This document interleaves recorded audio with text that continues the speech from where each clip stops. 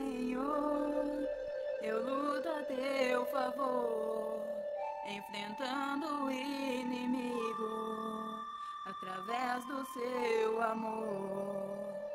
Ó Senhor, eu luto a teu favor, um soldado na arena, sou mais um gladiador.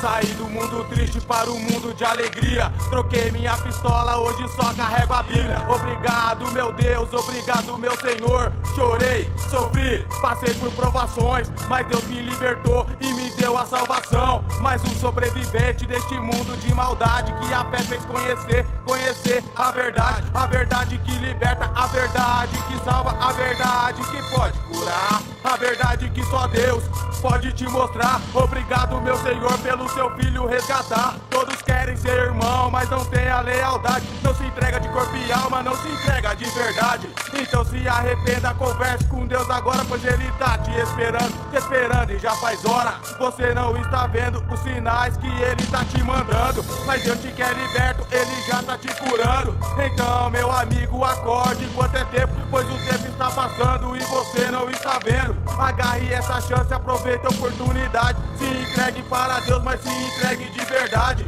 Esqueça o seu passado, pois ele já foi apagado. Agora é nova vida, nova chance, tá ligado? Eu me entreguei, veja só o que ele fez. Parei de fumar o crack do crack, me libertei.